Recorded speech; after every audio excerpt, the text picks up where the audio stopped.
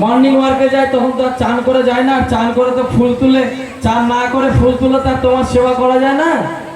তাই ওই চান না করার আগে ফুল তুলে দেবো না। বললো আচ্ছা ঠিক আছে। ফলাম, তাহলে ফুল দিচ্ছ না, তাহলে একটু ফল দাও। ফল তো তোমার বাড়ি আম গাছ আছে, জাম গাছ আছে। বলছে না, ফলও নেই। বলছে আচ্ছা ঠিক আছে, তো যাও মানে ওটা তাহলে জল দাও, জল তো আছে। বলছে না, বলছো যখন তাহলে দেব। কি? দোকান থেকে আমরা এনে রেখে দিয়েছি নকুল দানা আর বাতাসা, নিজেরা খাচ্ছি থালা থালা, হাড়ি হাড়ি। আর ভগবানকে কি দিচ্ছি বলুন? কি দিচ্ছেন বলুন? নকুল দানা আর বাতাসা। আর দিন রাত পিঁপড়ে টানছে। ভগবান যে খাবে ও শান্তি করে খেতে পাচ্ছে না। বুঝতে পারছেন? আমাদের এত শ্রদ্ধা, তাকে নকুল দানার বাতাসা দিচ্ছি। প্রত্যেক বাড়ির বেটা ছেলেরা বাইরে কাজে যায়, সারাদিন রোদে বৃষ্টিতে ঠান্ডায় হাড় ভাঙা পরিশ্রম করে। যখন দুপুরবেলা কাজ থেকে বাড়ি আসে, আপনি গৃহবধূ, আপনি কি করেছেন? আপনার ছেলে আত্মীয় স্বজন সকলকে নিয়ে খুব ভালো রান্না বান্না করেছেন। আর স্বামী আসার আগে খেয়ে দিয়ে হাঁড়ি টাড়ি ধুয়ে রেখে দিয়েছেন। বুঝতে পেরেছেন? স্বামী যখন এসছে, ওদের যাও যাও যাও তাড়াতাড়ি চান করে নাও, বেলা হলো। কারণ একটা দুটো তো আসে খেতে দুপুরে। আর গিয়ে কি করো? ওই আলমারিতে রাখা আছে নকুল দানা বাতাসা, খেয়ে এইটুকু ঠাকুরের যে গ্লাস, ওই গ্লাসে বললেন এক গ্লাস জল খাও, এত গরমে এসছো। তাহলে কি হবে? স্বামী অত্যন্ত প্রসন্ন হবে। বলুন হ্যাঁ। হ্যাঁ তো প্রসন্ন হবে না? এই জগতের মালিক হচ্ছেন ভগবান, আর আমরা তাকে কি দিচ্ছি? কি দিচ্ছি? নিজে খাচ্ছি থালা থালা, হাড়ি হাড়ি। জগৎ সৃষ্টি করেছেন ভগবান। বলা হচ্ছে চোর কাকে বলে? এই জগতে যে অপরের বস্তু না বলে ভোগ করে তাকে কি বলে? কি বলে বলুন? চোর। আর এই জগতে ধান সৃষ্টি করেছেন ভগবান, আম সৃষ্টি করেছেন ভগবান, আটা, গম, ভুট্টা, সমস্ত কিছু কে সৃষ্টি করেছেন? আপনি, আপনার বাপ ঠাকুরদা, কে? ভগবান। আর আমরা তাকে দিচ্ছি না। তাহলে আমরা কি? জোর করে বলুন, আমরা কি? জোর করে বলুন কি? সব চোরেদের সঙ্গে বাস করছি আমরা। তাহলে কি? চোর। এটা কোনো হাসি মজা নয়। বলা হচ্ছে যে ব্যক্তি ভগবানকে না দিয়ে খাদ্য গ্রহণ করে, সে গ্রাসে গ্রাসে পাপ ভক্ষণ করছে। কি ভক্ষণ করছে? যত মুঠো আপনারা খাবেন, চুরি করা টাকা তো, চুরি করে জিনিস খেলে কখনো শান্তি থাকে না। শান্তি থাকবে? ভয় থাকবে, কখন পুলিশ ধরবে, কখন কে কেস করে দেয়। আমরা কেউ এই জগতে শান্তিতে নেই। তিনটা জিনিস এই সংসারে, একটা হচ্ছে শোক, দ্বিতীয় হচ্ছে মোহ, আর তৃতীয় হচ্ছে ভয়। শোক, মোহ আর ভয়, এই থেকে আমরা কেউ মুক্ত নই। আমরা সবসময় মরণ ভয় ভীত। চিন্তা করছি কখন অ্যাক্সিডেন্ট হয়ে যায়, কখন বাজে মরি, কখন ছাদ পড়ে যায়। কেন? কোনো ভয় থাকতো না। ভক্তি বিনোদ ঠাকুর তিনি তার ভজনে গাইছেন কি?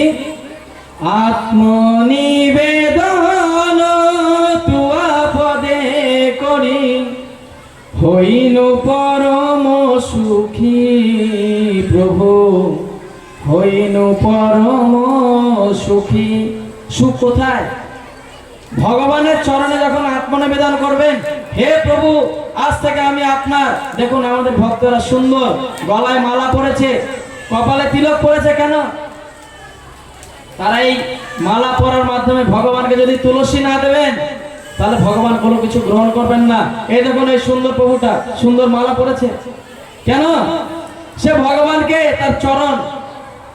তার চরণে নিজের জীবনকে আত্মসমর্পণ করেছেন। ইনাদের মা বাবারা কত গর্বান্বিত বলুন। এরা বাড়ি ঘরে একটা মা বাবাকে ছেড়ে এসেছে, আর জগতে যেখানেই যাচ্ছে সেখানেই মা পাচ্ছে, সেখানেই বাবা পাচ্ছে। বলুন আপনারা কি এদের লালন পালন করছেন না? আমরা কেউ সাধু হতে চাই না। আমরা বলি বাবা তুই মেয়েবাজি কর, মদ খা, আমাকে পিটা, কোনো অসুবিধা নেই, আমার চোখের সামনে থাক।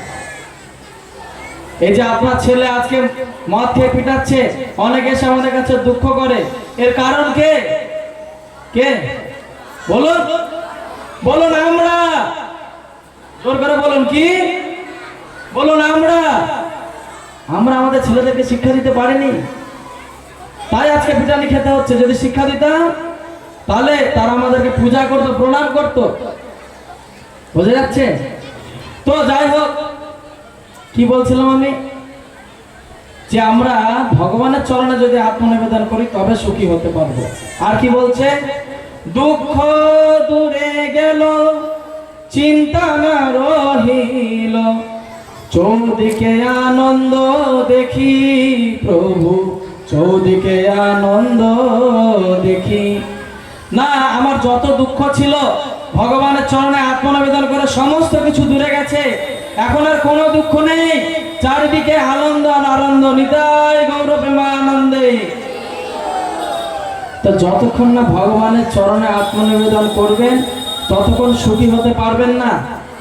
তো একটা লাস্ট গল্প বলবো, 5 মিনিট, জগন্নাথের লীলা। এই কথাটা শুনে হৃদয়ঙ্গম করুন যে আমরা কোন পরিস্থিতিতে আছি। একজন কসাই ছিল। কি ছিল? কসাই। এই জগতে যদি কোনো জীবকে হত্যা করেন, সেই জীব হত্যার পাপ 6 জনকে ভোগ করতে হয়। কয়জনকে? জোর করে বলুন, কয়জনকে? কেন বলাচ্ছি জানেন? কারণ প্যান্ডেল থেকে বেরোলেই মায়ার পথ চালু হয়ে যায়, বুঝতে পারছেন? তাই বললে যাতে কিছু মনে থাকে। 6 রকম পাপ আছে, আর এই 6 পাপ সমান রূপে আমাদেরকে ভোগ করতে হয়। কি কি? যে বাজার যায়, যে এটা কেনার জন্য অর্থ দেয়, যে সেটিকে হত্যা করে এবং দেখে, যে রান্না করে, যে পরিবেশন করে, আর যে খায়, এরা কি সকলে সমানভাবে ভাগীদার। তো একজন কসাই ছিল, যার নাম ছিল সাধন কসাই। কি নাম?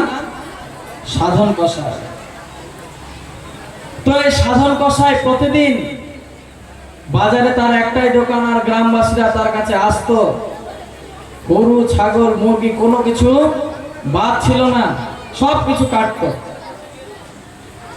তো তখন মাইকম্যান, তোমরা শোনো, তো সবকিছু কাটতো। তখনকার দিনে সকলের ওই 1 কেজি 2 কেজি পাল্লা বাটখারা থাকতো, কিন্তু যখন বেশি ওয়েট কেউ নিত তখন কি করতো? একটা পাথর রাখতো 1 কেজির সঙ্গে, ওই 1 কেজি মিলিয়ে, বুঝতে পারছেন? ওই পাথরটাও 1 কেজি, তো মেপে দিত। তার কাছে একটা কালো পাথর ছিল, সেটাকে সে 1 কেজির বাটখারা করে রেখেছিল, খুব সুন্দর সেই কালো পাথরটা। তো চিন্তা করছে যে এই যে কালো পাথর, একটা সাধু তখন সেই রাস্তা দিয়ে যাচ্ছে। সাধু দেখছে এ হচ্ছে কসাই, আর এই কসাইয়ের দোকানে এই কালো পাথরটা কি, একটু দেখি তো। গিয়ে দেখছে সেটা শালিগ্রাম। শালিগ্রাম হচ্ছে সাক্ষাৎ ভগবানের স্বরূপ, আর এই জগতের সব থেকে কঠিন সেবা হচ্ছে শালিগ্রাম সেবা। শালিগ্রাম, আরে এই কসাই এই শালিগ্রাম দিয়ে এই মাংস ওজন করছে, এ তো খুব পাপ কর্ম করছে। তখন গিয়ে বলছে, ওই সাধন কসাই, তুমি এই শালিগ্রামকে দিয়ে মাংস ওজন করে বিক্রি করছো? তো সে মাংস তো বিক্রি করতো, কিন্তু তার একটা স্বভাব ছিল, সে কখনো চুপ থাকতো না, সে সবসময় ভগবানের নাম করত, হাত পা নাড়তো, ভগবানের নাম করত। তো এখন সাধু শালিগ্রাম নিয়ে চলে গেছে। যখন সাধু শালিগ্রাম নিয়ে চলে গেছে, শালিগ্রাম তখন সাধুকে বলছে, এই সাধু, তুমি আমাকে ওখান থেকে নিয়ে চলে এলে কেন? ওই যে কসাই, ও কত ভালো জানো? ও সারাদিন হরিনাম করে, আর সারাদিন যখন হরিনাম করে, ও বাটখারাতে যখন ওই মাংস ওজন করে, তখন আমি একটু হেলাধুলা করে, আমি একটু নেচে নিই। বুঝতে পেরেছো? তা আমি ওর কাছে খুব সুন্দর আনন্দে আছি। আচ্ছা ঠিক আছে। সাধন কসাইয়ের কাছে তখন ভগবান আবার ফিরে এসছেন, সাধু দিয়ে গেছেন। বলছে না, ইনি হচ্ছেন সাক্ষাৎ ভগবান, ইনি আমার কাছে থাকতে চাইছে না। বলছে তোমার কাছে নাকি আনন্দে আছে? বলছে না না না না না, আমি একজন কসাই, আমি সারা জীবন পাপ কর্ম করেছি, ভগবান আমার কাছে কেন থাকবে? যখন বলছে না, ভগবানের এটা আদেশ, সে তোমার কাছেই থাকবে। বলছে আচ্ছা ঠিক আছে, ভগবান থাকুক, অসুবিধা নাই। তখন সে সাধন কসাইয়ের চোখে জল চলে এসছে। হে প্রভু, আমি এতদিন এই সংসারের ভজনা করেছি, কিন্তু তুমি এত কৃপাময়, আমি মুখে হরিনাম করতাম, সেটা তুমি শুনে নাচতে, এটা তো আমার জানা ছিল না। তো যাই হোক, তুমি যখন আমার কাছে এসেছো, তোমার প্রিয় ভক্ত হচ্ছে সাধুরা, তাকে ত্যাগ করে দিয়ে আমি আজকে তোমার জন্য এই কসাইগিরি ত্যাগ করলাম, এবং আমি খুব শীঘ্রই তোমার যে ধাম শ্রী জগন্নাথ পুরীতে তোমার কাছে যাব, তোমাকে দর্শন করব। এইভাবে সেই সাধন কসাই রাস্তা দিয়ে চলছে, রাস্তা দিয়ে যাচ্ছে, বহু পথ জগন্নাথ পুরী হেঁটে যাচ্ছে, বিশ্রাম করছে, কখনো কোনো গাছের তলায়, কখনো কোথাও। তো সাধন কসাই দেখতে অত্যন্ত সুন্দর ছিলেন। তো একটা কুটির আছে, সেই কুটির থেকে একজন বেরিয়ে এসছে, এক রমণী এসে তখন বলছে যে যা, এটা খুব সুন্দর দেখতে। তো তখন তাকে চোখে ইশারা করেছে যে ভেতরে আসো। তখন সাধন কসাই অত্যন্ত পিপাসিত, সে তখন বলছে একটু জল নিয়ে আসো, একটু খাবার নিয়ে আসো। হাতে যখন এরকম ইশারা করেছে, ও তখন ভাবছে যে এইভাবে যাবে না, আমাদের মিলন যদি ঘটাতে হয়, তাহলে ও মনে হয় চাইছে যে আমার স্বামীকে বধ করতে হবে। ও গিয়ে একটা চাকু দিয়ে স্বামীকে বধ করে দিয়েছে। যখন স্বামীকে বধ করে দিয়েছে, তখন বলছে তোমার কথা, আমি স্বামীকে বধ করে দিয়েছি, এখন ভেতরে চলো। কিন্তু সেই যে সাধন কসাই, তার তো ভেতরে সেসব কিছু নেই। সে তো জগন্নাথের জন্য বেরিয়েছে, তার সমস্ত কিছু মন প্রাণ তিনি জগন্নাথকে দিয়েছেন, আকুল হচ্ছেন, হে জগন্নাথ, আমি কবে তোমার কাছে পৌঁছাবো। আর এইদিকে এই রমণী তাকে বলছে, যদি আমাকে তুমি তোমার স্পর্শ সুখ না দাও, আমি রাজার কাছে যাব, বলবো এই ব্যক্তি আমাকে হত্যা করেছে, আমার স্বামীকে, তোমাকে আমি বাঁচতে দিব না। বলছে আচ্ছা, জগন্নাথের যদি এটাই ইচ্ছা হয়, তাহলে এটাই হবে, তুমি যাও রাজার কাছে নালিশ করো। গেছে সেই মহিলা, পাড়ার থেকে আরো কয়েকটা লোক ডেকে নিয়ে গেছে, চলো তাহলে আমার নালিশটা জোরালো হবে। বলছে আচ্ছা ঠিক আছে। গেছে সবাই মিলে, রাজাকে নালিশ করেছে। রাজা বলছে কি, এ তোমাকে প্রেম করত, আর এর প্রেমের ফাঁদে পড়ে তুমি তোমার স্বামীকে মেরে দিলে, ঠিক আছে, একে দণ্ড দেয়া হবে। তখন রাজা বলছে দণ্ড দাও। বলছে হে রাজা, আপনি যদি দণ্ড দান করতে চান, আমাকে মৃত্যুদণ্ড দান করুন, আমার কোনো অসুবিধা নাই। ঠিক আছে, তোমাকে দণ্ড দান করব, কিন্তু মৃত্যুদণ্ড দেব না। তোমার যে হাত দিয়ে তুমি এর স্বামীকে মেরেছ, বলছে না আমি মারিনি। বলছে তুমি মারোনি? এই মহিলা বলছে, জগতে মহিলাদের খুব পাওয়ার, জানেন তো, তারা যদি কিছু বলে দেয় তাহলে কিন্তু বিপদ। অন্য লোকের কথা আর কেউ শুনছে না। তখন বলছে হ্যাঁ মেরেছে। ঠিক আছে, এক কাজ করো সেনাপতি, ওর হাত দুটো কেটে দাও। সাধন কসাই খুব আনন্দ পেয়েছে, বলছে বাহ, আমার হাত দুটো কেটে দেওয়া হবে? আমি যাচ্ছি আমার প্রভু জগন্নাথের দর্শন করতে, আর আমার হাত দুটো জগন্নাথের মধ্যে করে দেওয়া হবে? জয় জগন্নাথ, জয় জগন্নাথ, জয় জগন্নাথ। সে খুব আনন্দ পেয়েছে, হাত দুটো কেটে দিয়েছে। সে বলছে বাহ, প্রভু তোমার ধামে যাওয়ার আগে আমার স্বরূপ তোমার মতন করে দিলে খুব ভালো। সে হাঁটছে, জগন্নাথের কাছে গিয়ে পৌঁছেছে। যখন পতিত পাবন জগন্নাথের কাছে গিয়ে পৌঁছেছে সিংহদ্বারের কাছে, তখন জগন্নাথ আর বসে থাকতে পারছে না, নাচছে, হেলছে দুলছে। পান্ডারা বলছে জগন্নাথ তুমি এত আনন্দিত কেন? বলছে আরে আমার ভক্ত এসছে বহু দূর থেকে হেঁটে, যাও গিয়ে তাকে নিয়ে আসো। শুধু হেঁটে নয়, অনেক দূর থেকে হেঁটে এসছে, অনেক কষ্ট হয়ে গেছে, পালকি নিয়ে যাও, পালকিতে বসিয়ে নিয়ে আসো। যেই বাইরে গেছে, বলছে এখানে জগন্নাথের ভক্ত কে আছেন? জগন্নাথ তার জন্য পালকি পাঠিয়েছে। তখন সবাই দেখছে জগন্নাথ পালকি পাঠিয়েছে, আরে এই জগন্নাথ আমি সব থেকে বড় ভক্ত। যতজন উপস্থিত ছিল, যেই ঘোষণা হয়েছে, সবাই মিলে গিয়ে তখন পালকিতে উঠছে হুড়োহুড়ি করে, তাই না? এই জগতে আমরা চিন্তা করি, তোমরা সাধু, তোমরা এসে বলছো, তোমরা বলাতে কি আমি আমার কাজ ছেড়ে দেবো নাকি? আমি আমার সিরিয়াল দেখা, আমি আমার চায়ের দোকানে আড্ডা মারা, তাস খেলা, আমি সবই করবো, আমার মনে ভক্তি আছে। তো তখন এরকম জগতে ভক্তের অভাব নেই, সকলের ভেতরে জগতে ভক্তি আছে। যেরকম এই জগতে সর্বত্র জল আছে। ড্রেনের জল খেতে পারবেন? পুকুরের জল আপনারা খেতে পারবেন? পারবেন না। সেই জলটাকে যদি ফিল্টার করা হয় তাহলে কিন্তু খাওয়া যাবে। ভবিষ্যতে সেই দিন আসছে, ড্রেনের জল, পুকুরের জল ফিল্টার করে খাওয়ানো হবে, জানেন তো? কারণ এই যুগের যারা সরকার, আমলা, মন্ত্রী, এরা যেগুলো আশেপাশে পুকুর আছে এগুলো সংস্কার করে না, এরা মাটির তলা থেকে জল তুলছে, আর এক সময় জল তুলতে জল শেষ হয়ে যাবে। তো যাই হোক, এরপরে কি হলো? ফাঁকা পালকে নিয়ে পান্ডারা দেখছে যে ভক্তের এত উপদ্রব, পালকি নিয়ে জগন্নাথের কাছে ফিরে গেছে। বলছে জগন্নাথ, পান্ডাকে জিজ্ঞেস করছে কি ব্যাপার, পালকি খালি কেন, আমার ভক্ত কোথায়? বলছে জগন্নাথ বাইরে কোন ভক্তটাকে তুলবো, সবই তো উঠতে চাইছে। বলছে বাইরে গিয়ে দেখো, যার হাত দুটো কাটা সেটাই হচ্ছে আমার ভক্ত। বলছে আচ্ছা ঠিক আছে।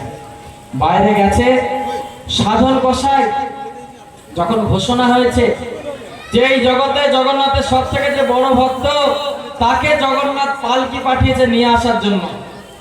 সাধন কসাই দেখছে বাহ প্রভু, এই জগতে তোমাকে তো আমি এই পুরীতে দর্শন করতে এলাম, আমার কত সৌভাগ্য যে তুমি তোমার ভক্তকে দর্শন করাবে। করাও করাও প্রভু, আমি তোমার ভক্তকে দর্শন করতে চাই। তখন পান্ডারা এসে বলছে যে সেই মহান ভক্ত হচ্ছেন আপনি, আপনি এসে বসুন পালকিতে। সাধন কসাইয়ের চোখে জল চলে এসেছে।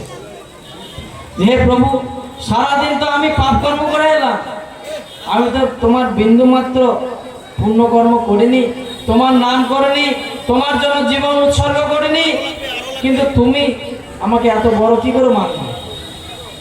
জগন্নাথের কাছে গেছে, পালকি থেকে নেমে জগন্নাথকে দণ্ডবত প্রণাম করছে, আর প্রণাম করে বলছে হে জগন্নাথ, একটা আমার অভিলাষ থেকে গেল, কি? যদি আজকে আমার হাত দুটো থাকতো, প্রণাম কিভাবে করতে হয়? হাত দুটোকে এরকম সামনে রেখে, বুঝতে পারছেন? তার যদি হাত দুটো থাকতো, আমি তোমার চরণ স্পর্শ করতে পারতাম, কিন্তু আমার তো হাতগুলো নেই, আমি কি করে স্পর্শ করব? তো যতদূর হাত পৌঁছায় সে নিয়ে যাচ্ছে।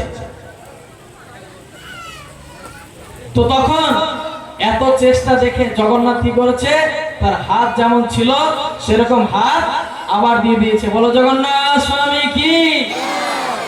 তখন তার সেই অভিলাষও পূর্ণ হয়েছে, বুঝতে পারছেন? তাই আমরা সংসারে বহু জীবকে হত্যা করেছি। তো এই জগতে যত জীবকে আমরা হত্যা করছি, যদি আপনাদের সন্তান আছে, সকলের সন্তান আছে, আপনাদের সন্তানকে যদি কেউ হত্যা করে আপনাদের ভালো লাগবে? হ্যাঁ না? হ্যাঁ হ্যাঁ না। এই জগতে এই মুরগিদের, এই মাছেদের, এদের মা বাবা ছিল না? ছিল। আপনার সন্তানকে যদি কেউ মারলে দুঃখ পায়, তাদের সন্তানকে যে আপনারা মেরেছেন তারা দুঃখ পায়নি? আপনার সন্তানকে যদি কেউ মারে আপনি সারা জীবন অভিশাপ দেবেন, হ্যাঁ কি না? না দেবেন? হ্যাঁ না না বলুন হ্যাঁ। যাদেরকে এতদিনে আপনারা হত্যা করেছেন, মেরেছেন, জীবে লালসার জন্য খেয়েছেন, তারা আপনাদের অভিশাপ দেয়নি? দিয়েছে। বুঝতে পারছেন? আমরা সারাক্ষণ জ্বলছি কেন? অভিশাপ কখনো বিফলে যায় না, সেটা লাগবে। তা আমাদের চিন্তা করার সময় এসেছে সাধু কে সেটা বলতে গিয়ে এত কথা বলতে হলো। সাধু হচ্ছেন ভগবানের বার্তাবাহক। আমরা যে মাতৃগর্ভে ভগবানকে ভুলে গেছি, ভগবানকে যে কথা দিয়ে এসেছি, সেই কথা মনে করানোর জন্য সাধু আপনার কাছে এসে পৌঁছায়। সাধুর কার্য হয় তারিতে পামর, নিজ কার্য নাই তবু যায় বড় ঘর। এই যে এরা বাড়ি ঘর ছেড়ে এসছে, আপনাদের পেছনে হাত তোলো, নাচো, বক বক করো, কথা শোনো, চুপ থাকো, এসব করার জন্য? এসব করার জন্য? তারা সুন্দর গীতা ভাগবত পড়বে, জপ করবে, কি দরকার আছে আপনাদের পেছনে বকার? কিন্তু তারা দেখছে না, এই জগৎ লোক এত কষ্ট পাচ্ছে, এদের কষ্ট থেকে মুক্তি দান করে ভগবানের চরণে এদেরকে সমর্পণ করা উচিত। তাই এরা বাড়িঘর ছেড়ে চলে এসছে। তা আপনাদেরও যাদের দুটো সন্তান আছে, চারটে সন্তান আছে, আপনারাও এই দেখুন, এরা হচ্ছে ভগবানের চরণে নিবেদিত আত্মা। এদের মা বাবারা কত গৌরবান্বিত। এই দেখছেন এই প্রভুরা, এরা বাড়িঘর ছেড়ে এসছে কেন? ভগবানের সেবা করার জন্য, আপনাদের ভগবানের কথা স্মরণ করানোর জন্য। বুঝতে পারছেন? তাই এই প্যান্ডেল থেকে বেরিয়ে এই কথাগুলো ভুলে যাবেন না। 7 দিন ধরে যে কথা বলা হয়েছে চিন্তা করুন এবং ভগবানকে ভালোবাসতে শিখুন। এই শুধু মনে মনে ভালোবাসলে হবে না। এই প্রভু হচ্ছেন সত্যবান কৃষ্ণদাস, বেলুয়া মন্দিরে ইনি থাকেন। শ্রীধাম মায়াপুরে আমাদের শিল গুরুদেব জয়পতাকা স্বামী গুরু মহারাজ, আমি আগে বলেছিলাম যে ইনি গোটা পশ্চিমবঙ্গ, বাংলা, বিহার, উড়িষ্যা, আসাম, ত্রিপুরা সব জায়গাতে ভগবানের এই দিব্য নাম প্রচার করেছেন। আর এই দিব্য নাম প্রচার করে আজকে আপনাদের বেলুয়াতে এসছেন কেন? ইস্কন থেকে ওনাকে পাঠিয়েছে যে এখানে কোনো ভক্ত নেই, সকলকে উপদেশ দাও, ভক্ত তৈরি করার চেষ্টা করো, তাই উনি এখানে এসছেন। তা আপনারা আশা করছি এখানে ওনাকে সহযোগিতা করবেন।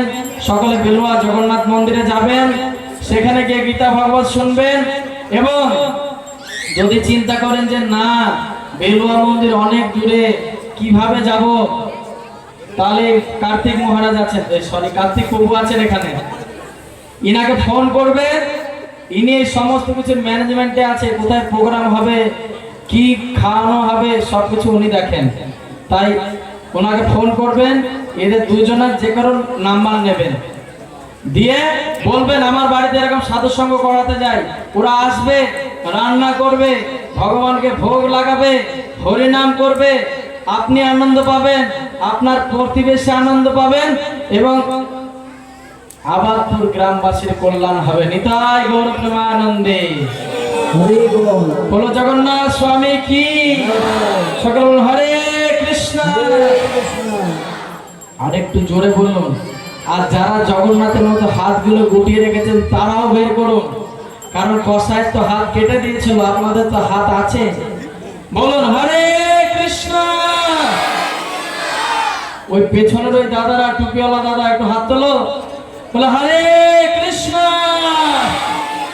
কৃষ্ণ কৃষ্ণ